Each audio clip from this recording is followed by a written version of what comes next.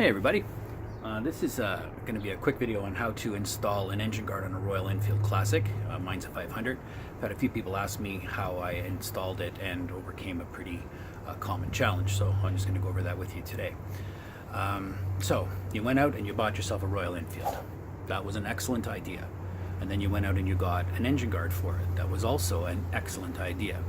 So you want to put your two excellent ideas together and you suddenly realize that something is very, very wrong.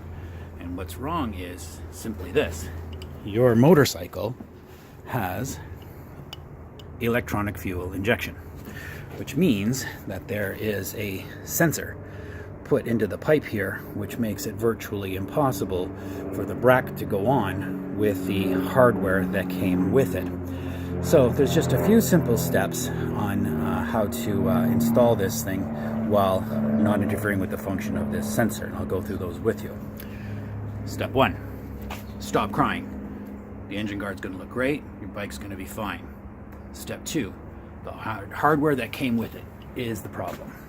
So what you do is you take this little short bolt that came with it, put it in your right hand, and throw it over the fence into the alleyway. You don't need this. This isn't working for you. What you need instead are these. And these are 2.5-inch bolts. You need that extra length to get this done properly. And then you also need one of these, or 6 of these, pardon me, 6 of these. And these are nuts that have like a washer, like a flat bottom on them. There's a washer sort of built into the nut. I don't know what they're called because it doesn't matter what they're called. Just get 6 of these. And the idea is you just want to create some distance, and you need to make this gap secure and workable to allow for this thing.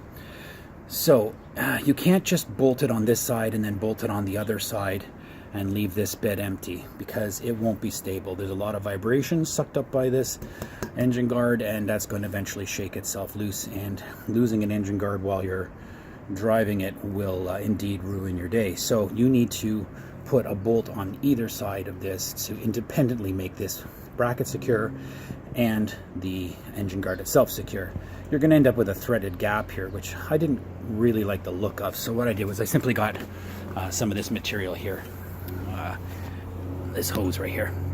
Yeah, you can use it for automotive purposes or even air conditioning, so it's pretty much available anywhere. So I just grabbed a piece of that, and then I cut it to fit and fill this gap here, and a little bit at the end to cover the remaining threads that I didn't like the look of. So that's pretty much it. It's just a matter of establishing a gap while at the same time keeping it secure and not allowing it to vibrate itself loose. So that's it. It's not really a complicated solution, but it certainly has been working for me, and so that's my solution for you. So I do recommend that you get an engine guard for your bike. They look cool, they can be functional, and there is a way to get over that complication just by using a longer bolt and some nuts, and it'll turn out to be quite a cool looking project when you're all done.